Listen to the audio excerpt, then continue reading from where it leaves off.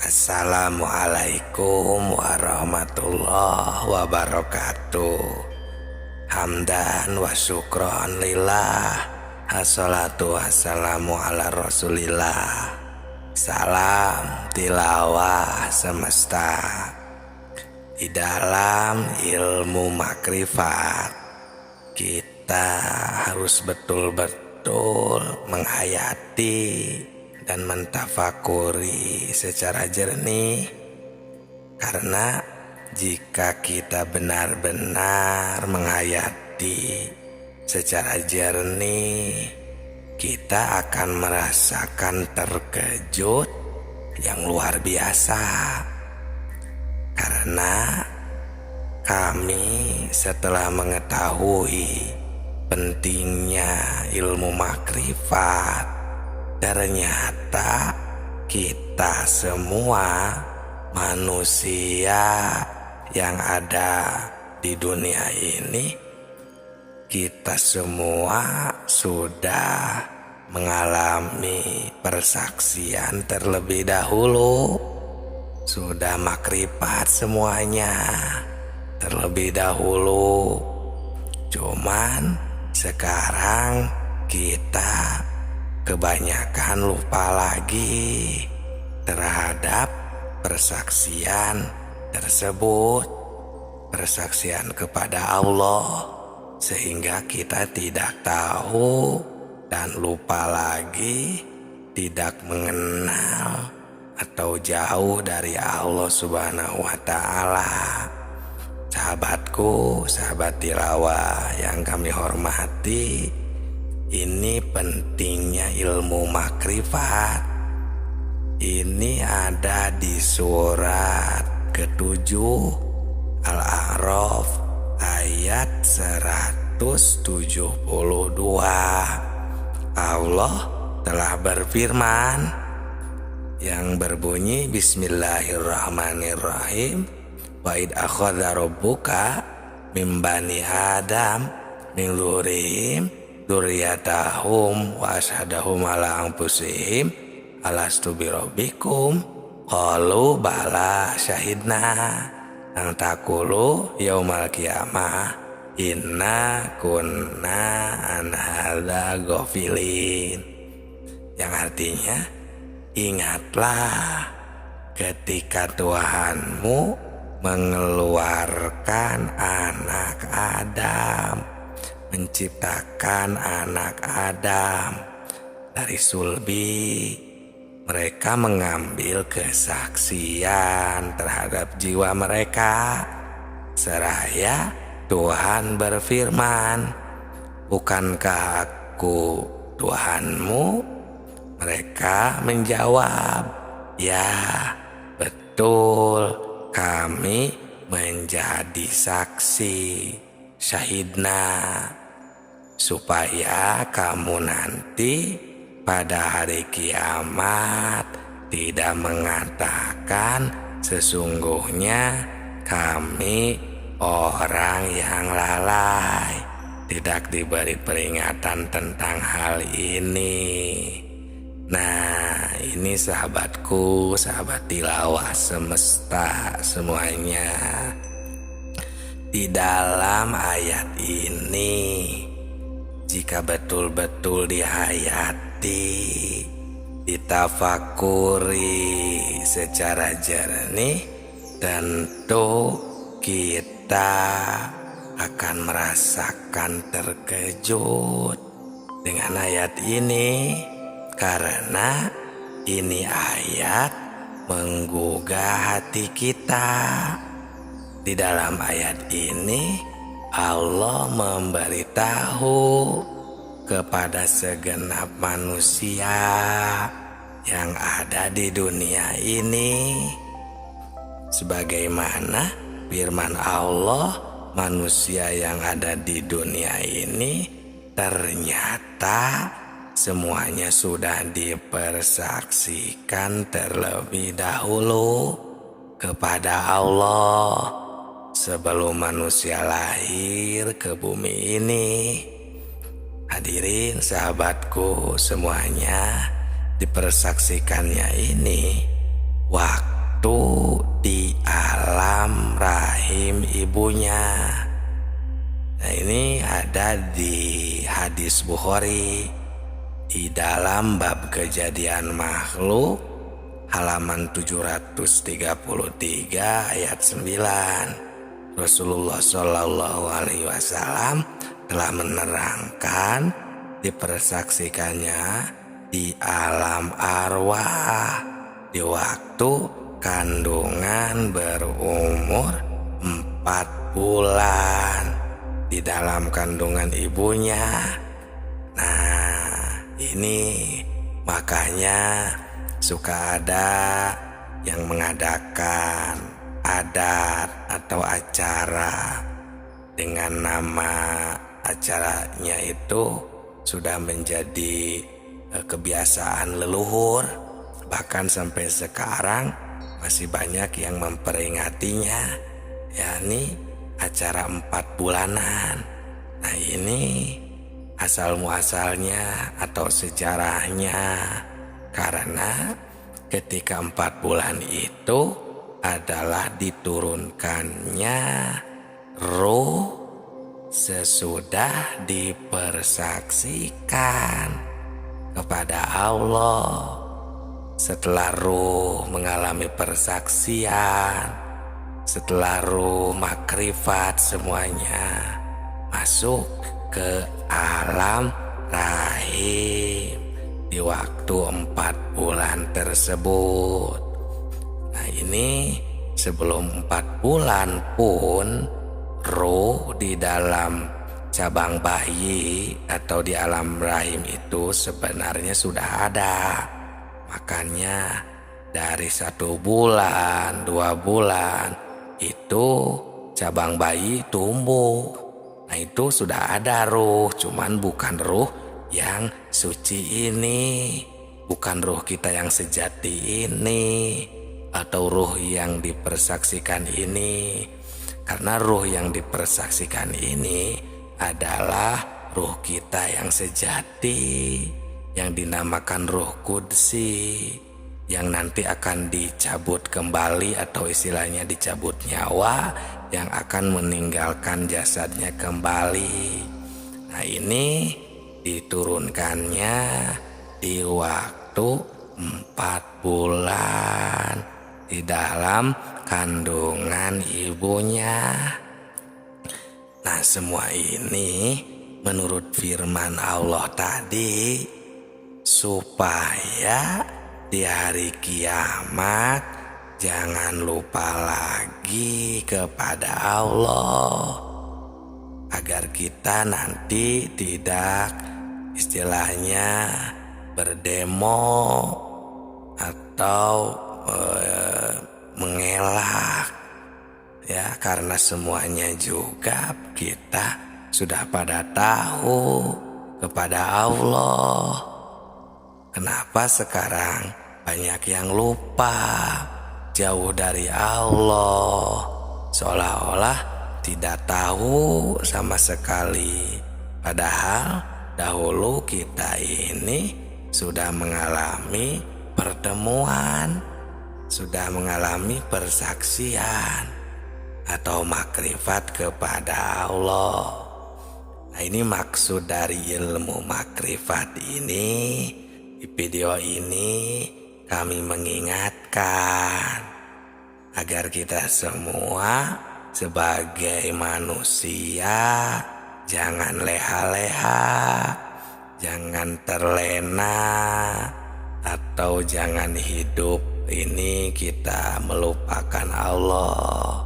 Karena kita diamat-amati dan kita ini dipantau oleh Allah Subhanahu wa Ta'ala, supaya jangan lupa lagi kepadanya, kepada Allah Subhanahu wa Ta'ala, Sang Pencipta alam semesta ini.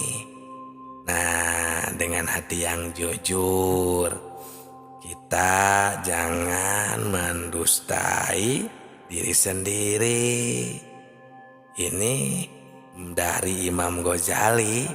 Beliau berkata, istafti kolbaka, sampai 3 kali.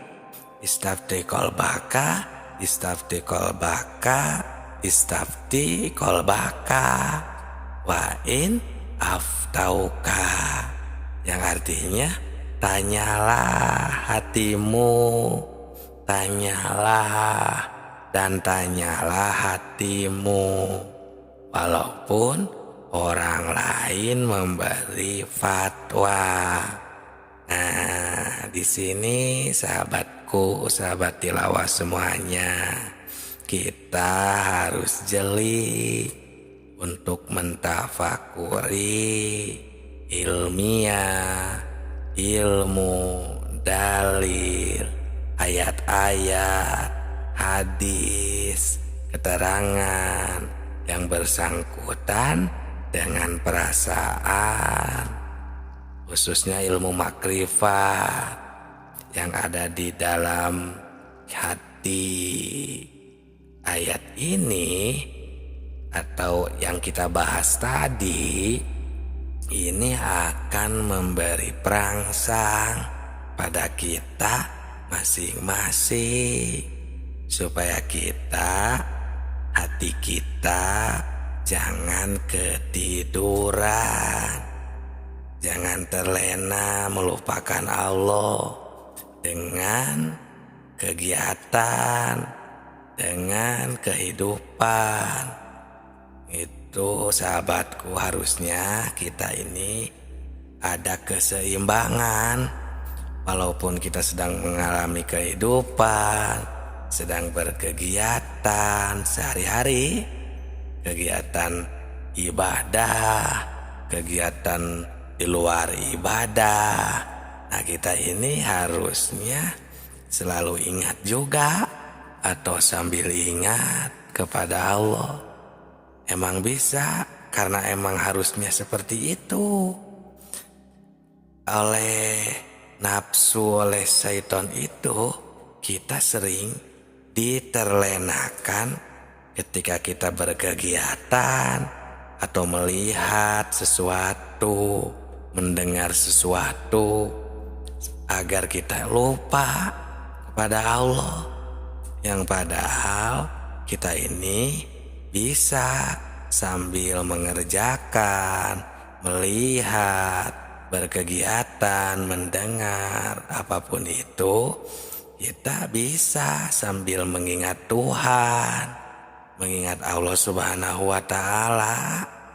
Contohnya nih ya, seperti kita sedang berkegiatan, bekerja di luar ibadah contohnya, maupun sedang beribadah, boleh samakan saja semua kegiatan dengan contoh seperti ini. Kita contoh sedang bergerak, menggerakkan tangan contohnya. Nah, sebenarnya tangan ini tidak bisa bergerak kalau kita tidak ditakdirkan oleh Allah, karena Allah Subhanahu wa Ta'ala yang telah menakdirkannya. Buktinya, jika Allah tidak berkehendak, maka semuanya tidak akan bisa bergerak. Seperti maaf, contohnya orang yang mempunyai penyakit tidak bisa bergerak, seperti stroke contohnya. Nah, itu kan ciri pertanda bahwa gerak itu kita tidak bisa berkehendak. Jadi tangan ini ya tidak bisa menciptakan gerakan, maupun gerakan tersebut tidak bisa menciptakan tangan. Tapi Allah yang menciptakan tangan, dan Allah yang menakdirkan bergerak kepada tangan. Nah, timbul ya Qadir, Zat yang menakdirkan. Qadir ini kan talajumnya atau identiknya dengan sifat kudrat, sifat ma'ani, salah satu dari sifat yang 20. Nah, sifat ini adalah sifat ma'ani yang tidak akan berpisah dengan zatnya. Nah, seperti itu. Jadi kita bisa mengingat Allah dalam kegiatan atau semua kegiatan kita sehari-hari, kegiatan ibadah maupun kegiatan di luar ibadah. Karena Allah itu selalu bersama kita. Kita bisa selalu bertemu dengan Allah. Wa huwa ma'akum aina ma kuntum wa nahnu aqrabu ilaihi min hablil warid. Allah itu selalu bersama kita dimanapun kita berada, dan Allah itu lebih dekat dengan kita, lebih dekat daripada tenggorokan istilahnya. Nah, ini agar kita tidak terlena dengan apa yang ada di dunia ini, lupa pada tugas hidup kita selaku hamba Allah yang tidak boleh dilupakan. Di antaranya menjalankan perintahnya, menjauhi larangannya. Nah, sedangkan jika kita jauh dari ilmu makrifat atau lupa kepada Allah, itu yang menjadi bibit kita melakukan permaksiatan. Karena jika kita ingat, sadar kepada Allah, kita tidak akan berani melakukan kesalahan atau menjauhi larangannya. Jadi kita akan terus melaksanakan apa yang telah diridhoi oleh Allah dan menjauhi larangannya. Nah, itu semuanya untuk perintahnya ada di dalam Al-Quran dan hadis dan di pengajian-pengajian umum. Kita tinggal pelajari, kita tinggal menghayatinya.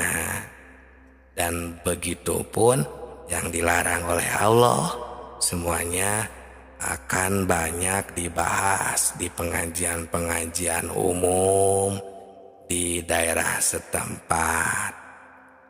Sahabatku, sahabat tilawah semesta semuanya, dalam ayat tadi di atas, Allah Subhanahu wa Ta'ala telah memberi peringatan kepada kita semua agar kita jangan lupa kepada Allah Subhanahu wa Ta'ala. Sekarang mari kita tanya diri kita masing-masing, apakah kita sekarang ingat kepada Allah? Nah, di sini kita harus bertanya kepada hati kita yang terdalam, yang jujur. Jangan membohongi diri sendiri. Sekali lagi, apakah kita sekarang ingat pada Allah? Perhatikan pertanyaannya. Di sini bukan ditanya ingat pada namanya, kepada nama Tuhan, tapi di sini ditanya ingat kepada Tuhannya, kepada Allahnya. Apakah kita sekarang ingat kepada Allah? Nah, ingat kepada Allahnya yang diberi nama Allah, yang diberi nama Tuhan. Ya, kenapa pertanyaannya seperti ini? Nah, karena banyak sekali orang yang cuma ingat itu kepada namanya saja, bukan ingat kepada Allahnya. Nah, untuk menjawab pertanyaan ini, pertama kita harus memakai pikiran yang mendalam. Kedua, harus fakum bidzahir, memakai hukum sesuai dengan dalil, hukum-hukum dohir, atau istilah lainnya harus masuk akal, logika. Dan yang ketiga, harus memakai hati yang jujur. Nah, baru pertanyaan ini bisa dijawab dengan sempurna. Tapi kalau dijawab dengan hati yang bainahum atau yang standarnya hati manusia, maksudnya yang biasanya, yang ya sebagaimana biasanya lah gitu ya, yang penuh kedengkian misalnya, atau istilahnya yang ingin benar, yang tidak selalu puas, ya, bukan hati yang bersih, yang jernih maksudnya. Nah, ini pasti akan menimbulkan fitnah di kalangan umat Islam. Naudzubillah, jangan sampai terjadi seperti ini, karena ini ilmu makrifat. Ini ilmu makrifat tingkat tinggi, dan ini cuma mengingatkan hati kita, khususnya umat Islam, jangan sampai keliru untuk menetapkan akidah kita kepada Allah Subhanahu wa ta'ala. Karena ayat tadi di atas itu, Allah terus memantau dengan sifat ilmunya Allah, maha tahunya Allah, mengamat-ngamati jangan sampai kita ini lupa kepadanya. Di dunia ini, apakah kita sedang lupa, sedang beribadah, selalu mengingatnya, atau terus melupakannya, sehingga kita terus melakukan permaksiatan dan lain sebagainya.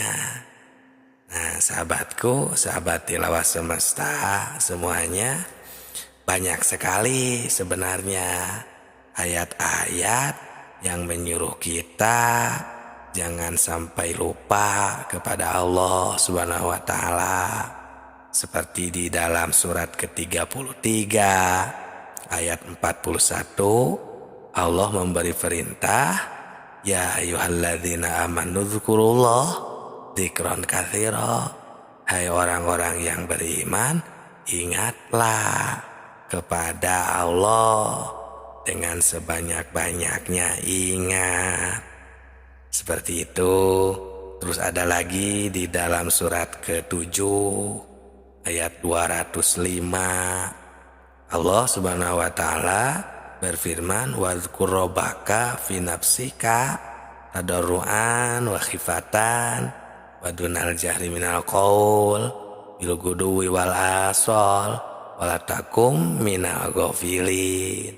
Yang artinya, sebutlah, berzikirlah, sebutlah nama Tuhanmu dalam hatimu dengan merendahkan diri, rasa takut, dengan tidak mengeraskan suara di waktu pagi dan petang. Dan janganlah kamu termasuk orang-orang yang lalai, ghafilin, yang lupa kepada Allah Subhanahu wa ta'ala. Nah, sahabatku, sahabat tilawah semesta semuanya, kalau ayat ini dikaji, ditafakuri secara mendalam, pasti kita ini akan terpanggil secara spontan. Terus kita akan mengusahakan supaya kita terus mengingat kepada Tuhan. Bahkan ada lagi yang sering kita baca ini dalam keterangan sholawat, ya, yang berbunyi fi kulli lamhatin wa nafasin biadari kulli ma'lumilak. Itu di ujung sholawat nariyah, ya, keterangan yang mengingatkan kita ini harus ingat terus kepada Allah itu sebing bilangan nafas dan kedipan mata. Nah, jadi zikir di sini atau wadzkur, ya, fadzkur di sini, nah, kan artinya ingat kalau secara terjemah lugot. Nah, ingat ini adalah pekerjaan hati. Sedangkan hati ini kalau kita rasakan ini sudah bukan pekerjaan lisan. Kalau kita mau benar-benar nih merasakan, ya, ingat itu adalah pekerjaan hati, bukan pekerjaan lisan. Nah, jadi kebanyakan kan zikir itu hanya di lisan, yang padahal jika mau ditingkatkan lagi, mau disempurnakan lagi, nah, bukan hanya pekerjaan lisan tentang zikir ini, tapi pekerjaan hati. Maksudnya, jadi si hati ini bisa ingat ini kalau sudah ada pemberian dari dua panca indera seperti mata, telinga, nah, dan panca indera lainnya tentunya. Kalau tidak ada pemberian dari panca indera, itu tidak akan ada biasanya di dalam hati. Coba saja kita rasakan, bisakah kita ingat kepada yang belum diketahui? Nah, biasanya ini kan tidak mungkin, karena bisanya kita ingat itu harus kepada yang sudah kita ketahui. Contoh, kita ini dikarenakan sudah bertemu dengan seseorang yang bernama contohnya Ki Jaed, maka kita tahu ketika kita bertemu di jalan atau kita membayangkannya pun itu bisa kita mengingat karena kita pernah bertemu dengan yang namanya Ki Jaed. Tapi jika kita belum tahu, belum pernah bertemu dengan si Ki Jaed, maka walaupun di jalan berpapasan, kita tidak akan tahu bahwa itu Ki Jaed, tidak akan mengenalnya, tidak akan saling menanya, karena kita tidak tahu bahwa Ki Jaed itu yang itu. Nah, jadi tidak akan ada di dalam hati ini. Nah, jadi kembali lagi, hati bisa mengingat itu jika sudah ada pemberian dari panca indera. Tapi awas, hati-hati menafsirkan panca indera di sini, pendengaran, penglihatan di sini, bukan pendengaran yang johir atau su'aul basiro. Itu su'aul basiro adalah pandangan dan penglihatan yang johir, seperti dari dua mata kepala ini yang ada di kepala, seperti telinga ini yang ada di kepala, bukan. Ya, dari penafsirannya jangan salah juga. Ini adalah penglihatan atau pendengaran ainul basiroh dan hakul basiroh. Bagaimana untuk menjabarkannya, menjelaskannya maksudnya di video selanjutnya kita akan bahas, kita akan pahami bersama. Salam tilawah semesta.